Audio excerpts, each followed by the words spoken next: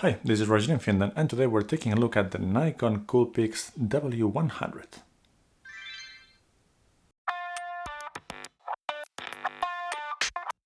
And for the impatient ones, this is a camera clearly designed for kids. It does shoot video and photo. It's very easy to use.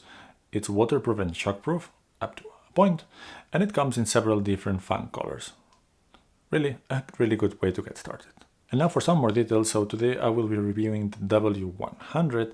I think that the best feature that this thing has, because it's aimed for kids, is that this is waterproof up to 10 meters, which is quite impressive, and shockproof up to 1.8 meters. That would be, if I drop it from about here, because I'm 192, the camera should survive. I will not do the test for you. I don't recommend doing it either, but this thing is rugged, which means that it's kid-proof.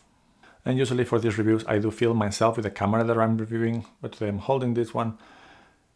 But anyway, let's do it. Let's jump to the Nikon W100.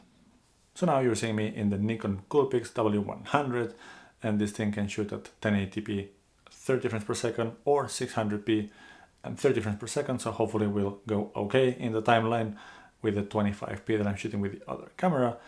Now you're hearing the audio from the external microphones like the rest of the video.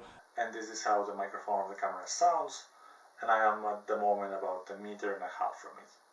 Not great, but maybe I wouldn't expect great audio quality out of this camera anyway. But now, if you don't mind, let's go back to the other camera and let's continue with the video.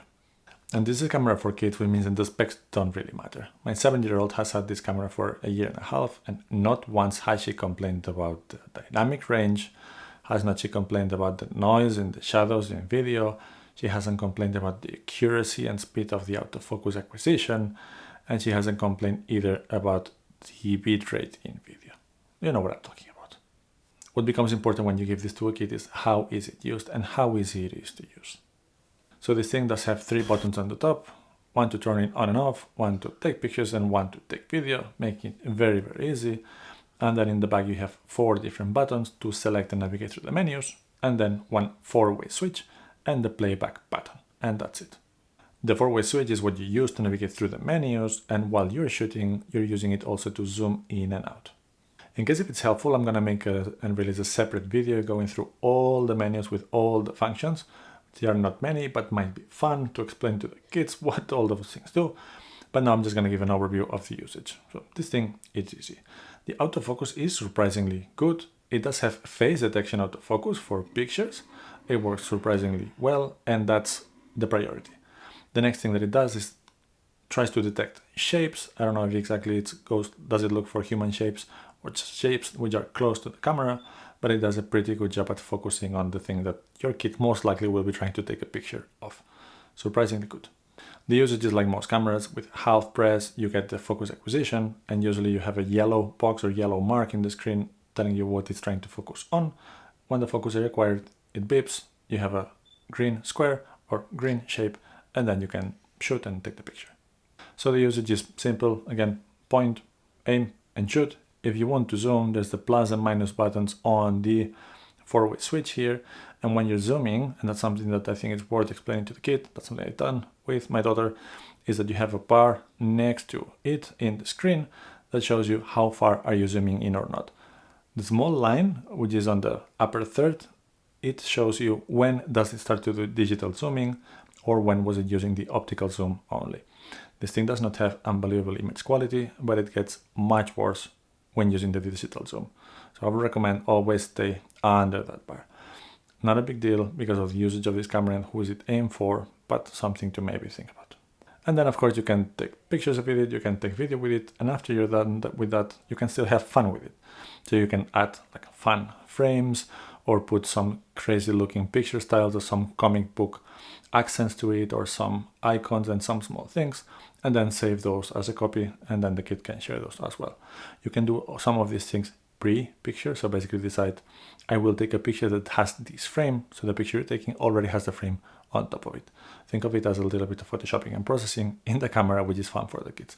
At least my daughter uses this functionality quite a lot. So she sets a scene with some of her toys, then takes a picture focusing on the framing, which is, I'll talk about it in a moment, and then after that she spends quite much more time to actually decorating the picture itself. The battery is tiny, but it lasts up to 220 shots, which I think fairly decent, and it does charge through USB, which is a function that can be disabled. I have no idea why, because the camera does not come with a charger, so make sure that it's turned on, and then you can be charging it via USB using any normal phone charger. To store the pictures, this thing has a small, tiny internal memory, 22 megabytes, so it can store just a few pictures, but it accepts a full-size normal SD card. And one thing that has happened a couple of times is that the camera was not recognizing the card while it was already in and in use. So basically turn it off, take the card in and out, and that has solved the problem. That has happened maybe 3 times in a year and a half, but that's the workaround if it would happen to you or your kid. And one nice feature for all of you who are international or your kids don't speak English as a third language is that this comes with 36 different languages. So this camera, what I've been showing to you is in English because I speak English in these videos. However, my daughter has it set up in Finnish and that's how she uses it. But again, 36 different languages.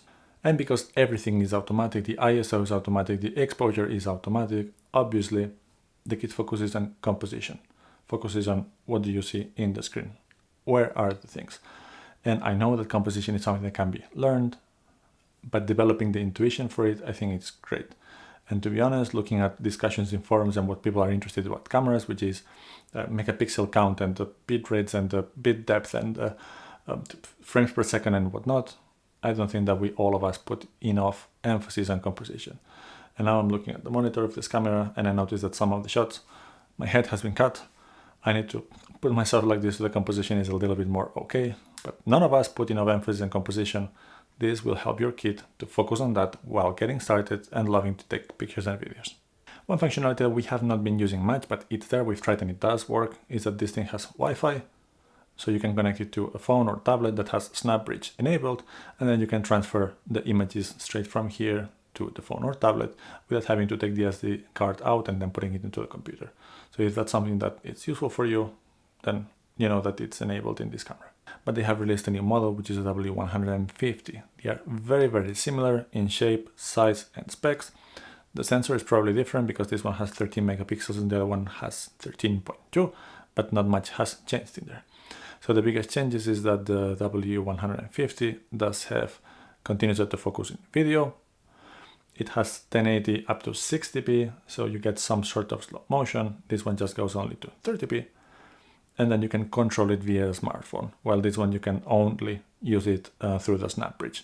But I think that the upgrades definitely don't justify that if your kid has this camera, upgrade to the W150.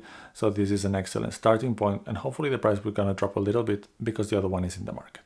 Because this is a camera review, I think we have to go through some of the specs, and let's start with the sensor. The sensor has a width of 5.8 millimeters, which means in practice that this camera has a curve factor of 6, if that's something that really matters to you as a buyer of the camera. The lens is a 4.1 to 12.3 millimeters, and starts at f3.3 and it ends at f5.9, and the equivalent, because of that crop factor, quite massive, this is basically a 25 to 74, or in other words, it has a normal zoom range of any normal camera.